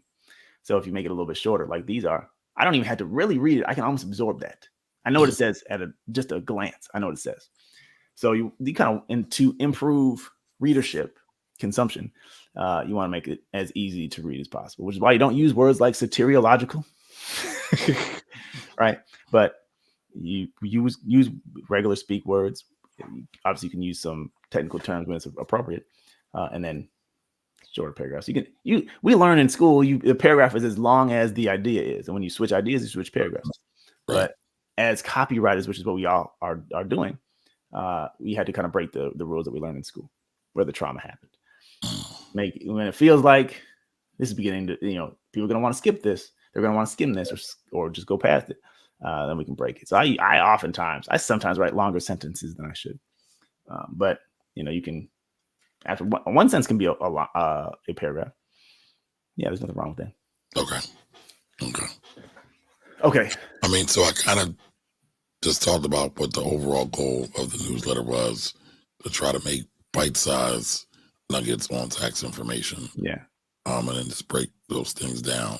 I like this though. So the only issues that I had are, and not that it's an issue, but the only suggestion I would have had was maybe have a little bit more instigation in the beginning, which could have been, all the tax education out there is garbage. It's either not advantageous or it's too complicated for anybody to understand. And I'm not gonna let that happen anymore. So okay, you're talking about you, but you're really telling me I might have gotten bad information before, or if I felt confused over before, it's not my fault. I've been misled. I've been treated poorly. I haven't been shepherded correctly. And you're going to do that for me. So something like that. And then the other thing was just the length of the paragraph. Other than that, it should be about you. It should be, show me why you're an expert. Show me why I can trust you. Show me why you and I are similar, or at least we have values that match up. We may not be similar people, but values wise, philosophy wise, objective wise, we kind of feel the same way. You're the kind of person that I want to learn from. And so I think you've done that there. Okay. All right. And then this is the last one I've done. I have to do more. So There is no indoctrination. There is no instigation. Well, there may There's be nothing. indoctrination. I like the is that Midjourney? What is that? I can't give you all the AI tips. No, that was Dolly. Okay, all right. It looks good. Yeah, I'm not really feeling Midjourney right here. I forgot that you said you would prefer Dolly, which is Yeah. that's game for y'all right there. Like we talk about artificial intelligence just in little tiny pss. You don't have to buy stock imagery. Stock imagery is kind of boring anyway. Right. And you don't have to rely on the pictures in your camera. Right. And you don't have to steal pictures from somebody else. You can just go and with a little bit of practice Kamari is very good. But you can practice and get your AI image skills up. So yeah, here just started to talk about the underlying principles of the text. You must understand the fundamentals of the tax system. So something that you I just stuttered. Something that you could have done here is legislators or the IRS must think that we went to Stanford or something. Like who talks like this? The system is made to confuse us. That's even better. The system is made to confuse us, made to keep us out, specifically designed to keep us from taking advantage. Right? 401k, that's somewhere in the middle of the book. Right? I'm never going to get that far. I can't even skim that far. It's this. I'm not doing it. They did it on purpose. You know why they did it on purpose? This is if you believe it, or even if you just imply. Maybe they think if it's complicated, regular people won't even bother looking for advantages. They want us to pay all the taxes. I have a feeling you've written about this already somewhere. I got a lot. And I just like you guys have specialties that I don't have. But money's the thing that's the space that I work in. Right. I've sold all the things. Like I said, physical gold, life insurance, annuities, self-directed IRAs, stock market education, options trading, anything you can think of. I love this stuff. And I talk about Paul Volcker. What kind of weirdo? Right. But I didn't know what year his book came out. So shame on me. But anyway, I think the things, again, the instigation is about getting the emotions up. So you want to talk about something that's going to make them excited, make them angry, make them hopeful, make them get the greed glands going. Those sort of things. Oh, I want to read this. Oh, they're trying to keep me from taking advantage of the tax code. They're trying to keep me on the outside so they can keep all the money on the inside. These people, but Kamar's going to open the door for me. He's going to walk me into the parts where I can take advantage for me, just like these billionaires out here are doing for themselves, and it won't tell us. They locked us out. See how emotional you get? I'm not going to get lied to and let that happen. If I find out you're lying to me, you're going to throw down or something. I'm running up in your house. Something's going to happen. Right? You're taking advantage of me. I'm paying 10 times more tax than you are on a per dollar income basis. That don't fly. You the one can pay taxes. If you paid $1 billion in taxes, you'd have $100 billion left. Right. I got to pay 30% of my money. And that's just the income tax, the state tax, federal tax, state tax, federal income tax, state income tax, Social Security, those things. Anyway, you get mad. And if they're mad, they're going to read. If they're fearful, you can go too far with fear. You don't want to paralyze anyone. But if they're a little nervous, anxious, they're going to read. Okay. If they're excited, like I just figured out how anybody could save 15% on their car insurance in 15 minutes. Stop. Anybody can do that. Oh, okay, cool. I'm gonna read that. And if they're hopeful, like if they feel like all hope is lost, but you can give them a glimmer of hope. All right. So Donnie, I can keep you here all night. And I could talk all night. You already know. Well, we both can, right? But Conrad asked this question. I think that would be super helpful, right? Conrad says, how does Donnie feel about batching, writing and setting up emails to do like 7 in one day for something like Kamari's newsletter? Here's the interesting thing. Conrad here is an AI expert. Right? Is he really? He's the kind of guy who will write 7 emails at once because he's leveraging his intelligence, his resources, and artificial intelligence where he can batch something like that. And he knows how to do that with, higher degree of efficiency than most humans on Earth. And he's doing it. And even when he gets crap emails from his team, he fixes it. It's faster for him to fix it in AI. He told me this today. Faster for him to fix their work in AI than to send it back and ask them to fix it. He just sends it in. Hey, this is crappy. That he didn't say that, but here's what I want to see with this. Let's work with it. Or he'll go back to the resource that they're trying to work with, and he'll do that. So anyway, that question for him to ask that it's funny because it's leading with okay. AI as a tool. You could do that. I think for you though, if you can, I love batching content because then you don't have to think about it. Give yourself a break. My to-do list is this like this. I have one less thing I got to do on Tuesday, Wednesday, and Thursday because I did it on Monday. Now, if you have all your ideas together, and here's another thing, you're going to learn this. Actually, you may have already learned it. It took me a long time to learn it. You don't have to explain everything, even everything about one idea. You don't have to explain it all in one email. Right. There's four. I'm going to talk about the four reasons that the tax code is, four things that you don't understand about the tax code that you need to. But today I'm only going to talk about one. Our temptation is, as intelligent people, is let me get all four in this email. I don't know if they're going to read tomorrow's email, and you don't, but you don't have to write it all. So if you do that, you can write one email, divide it in four, and you got 4 emails. And that's like a cheating way of batching. The emails can be shorter. It's so weird because I used to think I got to do a complete explanation, everything I feel about this topic. And my email's 400, 600, 800 words. And it doesn't have to be. I can write a 200-word email, 250-word email. Most of my emails come out around 300 words. That's just how it feels right for me. But I'm just going to tell you one aspect of this. And the next email we'll talk about another aspect. And if I feel like nobody cares, then I'll stop talking about it. But so anyway, that's a way of that's a way of as the counterintuitive way of batching is take an email and just divide it into parts. But I think it's a great idea if you can swing it. Your emails are they're detailed, they're comprehensive in many ways, and they're long. Not too long, but I mean they're like it's easy for someone. No, they're long, they're involved. Yeah. There's nothing wrong with that. I've seen really high performing emails at 1,000 and 1,200 words. It seems like who would read that? But if it's on a topic that people care about and you're giving them good information, they'll read it and it'll convert to whatever you want it to convert to. So length isn't a problem. But I say that to say sometimes when you're trying to navigate, how do I want to deal with each part of this? It takes you a long time to write that email. Right. You say, you know what? I'm going to hit each of these points in depth. I'm going to really get you down to the bottom of what will benefit you that they haven't been telling you about. It's going to be too much for me to write about that all today.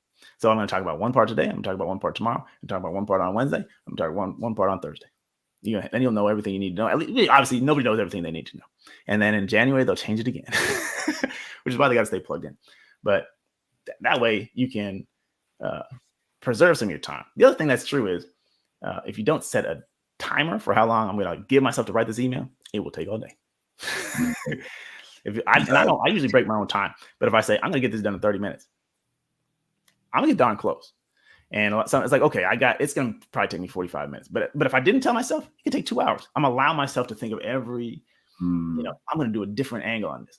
So in that setting, when you say I'm going to give myself 30 minutes, do you already have the idea already in place? Or is that coming up with the idea and writing it? Again, when you're collecting stories, collecting thoughts on a day-to-day basis or on a consistent basis, as regular as you can, even if you don't have the idea, I got a bunch of things that I want to talk about that I can talk about. So the pressure is not on as much as I have to come up with a totally original idea. I'm going to talk about what DJ Envy is talking about today, like you've been doing. It's easy. At least it's easy to come up with the idea. I didn't have to think about it. I'm going to sit down. I know what to talk about today. But also in instances where I'm like, I don't know what to write about, but I only got 30 minutes to do it. Instead of agonizing over what's the perfect idea for me to write about this today, I got to get an idea written. So I just something that I want to talk about. And that 30 minutes you're writing it, that's the draft, and you're proofing it as well? Or? I don't proof my own email. When I'm writing for clients, yes. But when I'm sending my own emails, no. For clients, we usually know what we're doing. When we're promoting this, I schedule my a month in advance what I want to do when I know what we're promoting. Okay, 30 days, we're gonna send 20 emails, and I need to come up with 20 ideas, and I'm gonna do that before I write anything. And so on the first, I'm going to write about this. And on the second, I'm going to write about this or whatever. And so then when I sit down to write, I know what I'm writing about. And you know how it is. You kind of think about what you got to do in the future. So it's like, I know I'm going to write about 401ks and how, they really are set up for us to fail too, right? I know I'm gonna write about that. I don't necessarily know what I'm gonna say, but your mind is turning it over as you go through life. And then when you sit down and write, you probably have already kind of thought about what you want to do. So you're rarely sitting down totally blank. If you're intentional about, I know I got to write emails this week. By the way, I like Tuesdays better than Monday. But now, although Same. Tuesdays, because Mondays people tend to be overwhelmed. They got 1,000 emails from the weekend they didn't look at, and you get lost a little bit easier. Tuesdays a little bit easier. Right. But if you want, like, here we got like 3 days of current stuff that's going on. I got to cover. I don't want to wait till Tuesday to do that. So there's an advantage to doing Monday as well. But when you kind of think that out, plan it out, that's what I love to do for clients. I know what promo is coming up. I know what we're talking about, and things may change. You know, something comes up in the news and the economy. Somebody else commits fraud. You know, we can Never adjust. ends. But if you give yourself that, you lay it out. What I want to do, you take so much pressure off yourself. Just do it in advance. Yeah. Have one writing session. I'm gonna not write. I'm gonna outline, not necessarily outline emails, but outline what my month's gonna look like. And so that's kind of like batching too. Not that you're necessarily writing everything, but I'm ideating. And Right. maybe don't do everything. Like I know what I'm gonna do for 15 out of 20 emails. I'm cool because next time I sit down, I've given myself 15 out of 20. I'm gonna find another time to sit down and come up with the other 5. Or I'm gonna leave those open for things that pop up. You're always looking at trending topics. You're always looking at Bloomberg. So you know, oh, okay, WeWork. I'm gonna talk about that today. I didn't see it a couple of days ago. Actually, we did see it a couple of days ago, but I wasn't in the plan because I didn't know it was gonna come to pass like this. Now I'm gonna talk about it and all those things. So you can give yourself some space. But I like batching ideas. I'm not great at batching content in most cases, except for videos, because I also think about videos in series as well. Okay. Not always, but I have, you know, I'm gonna do 5 videos on this, and I might sit down. I might change my shirt to pretend that I do it on different days. I might not. But writing is like, I rarely write unless it's a deadline. I rarely write more than maybe 2 in one sitting because I don't leverage AI as well yet as Conrad does. I'm learning. So anyway, I think it's great if you can batch it. Be cognizant of all those factors though. If it takes you an hour to write, you might not be able to write 7 emails one day. Right. You might not be able to do that. But also, if you're optimizing your time, I'm telling you, it's Parkinson's law. You know this. Your work expands the field of time allotted to it. And so don't give yourself 2 hours to work on an email if you don't have 2 hours. Give yourself 30 minutes. And try. I'm not gonna let this go past that.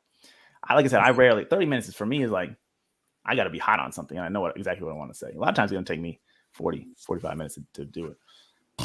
But unless again, it's something I've already thought about. Like I know what I'm going to say. I've already figured it out. I've already thought of some of the specific language I'm going to use, and it'll spill out that way. You got the same thing too. And the other thing that you can do is repurpose old stuff. Okay. I'm telling you, I'm getting a huge mileage out of old stuff. And you've written a lot over the years. You've made a lot of videos over the years, and you can take a little snippets of the videos. You know this. And if you get transcripts, it's an article. Or if you just make shorter clips, that's the content for today. That's the content for this week, whatever you're going to do. That's true. So, you know, I think it's great to leverage old stuff, especially old stuff that you know performed well. Let's talk about Black Banks again. We want to know that. And there's probably some changes going on. I haven't kept on it lately. Right. People need to know again. Here's a 2024. Here's how we're seeing bridging the wealth gap in 2024. It looks different because guess what? With AI coming, that's the wealth gap is expanding. The learning gap is expanding because we don't take things. We're not in a position. I shouldn't generalize, but in many cases, we are not in a position to take advantage of the technology to the same extent as the people who live in other communities than we do. Our schools don't have the tools. There's still schools that don't have like laptops to give kids. That's a fact. You understand? I mean, listen, in Philadelphia during the pandemic, a lot of people didn't have internet. So we got to talk about it. Anyway, you talk about it before. You can say, hey, look, here's the 2024 version of this.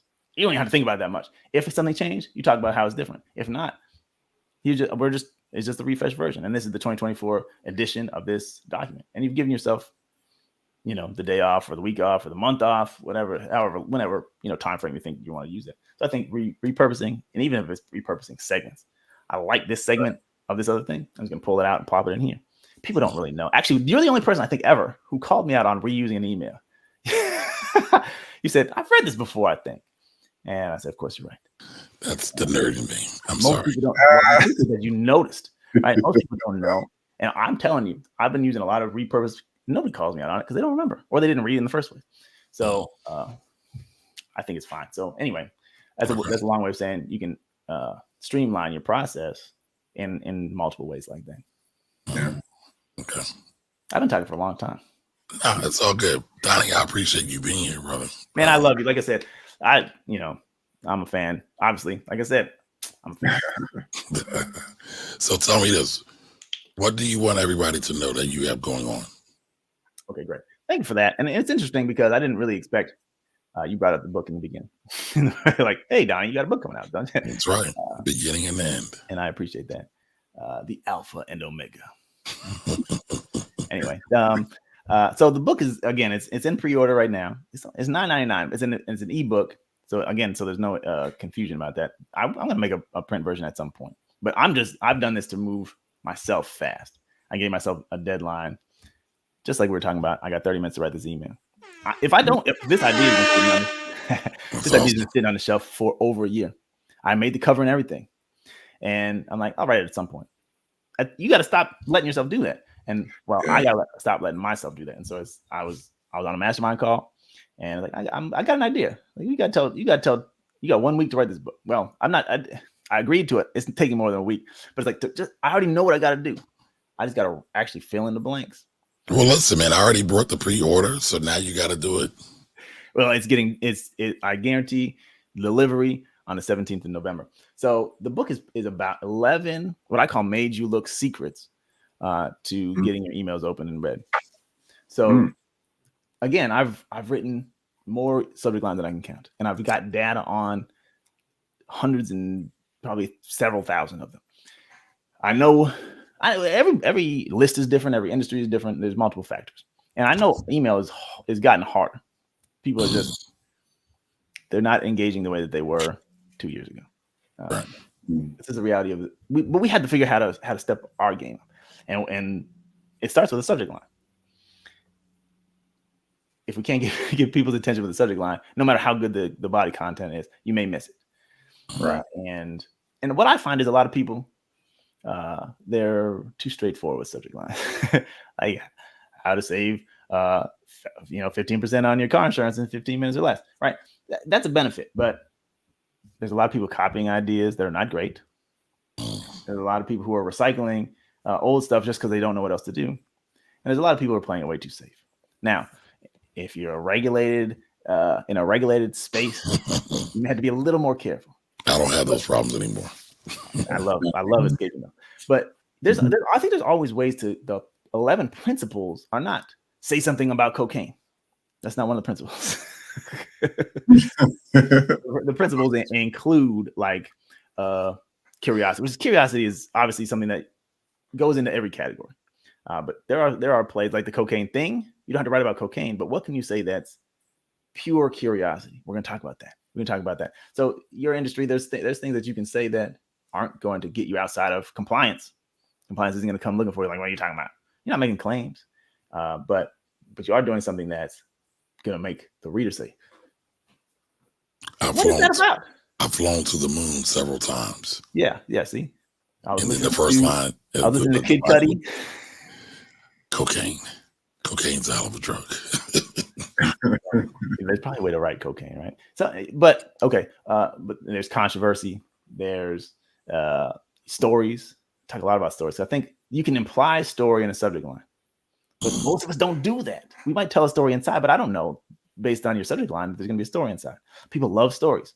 And are you giving examples of this in the book?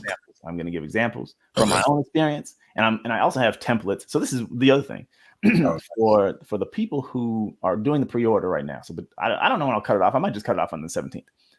But doing pre-orders, I actually have as a free bonus, which is immediately accessible. There's 104 subject line templates that you can instantly download and begin to use. They're fill in the blank. So I got what the example is, and then I've templatized it so you can use it for your own purposes, for your own industry, for your own offers. And okay, I got to go back and look at that. The other bonus is it's called I think it's just called Big Ideas. Big Ideas for Unforgettable Emails, which tells you how. Once you get somebody to open the email, the next thing is, how do I really mollywop them with this with this email?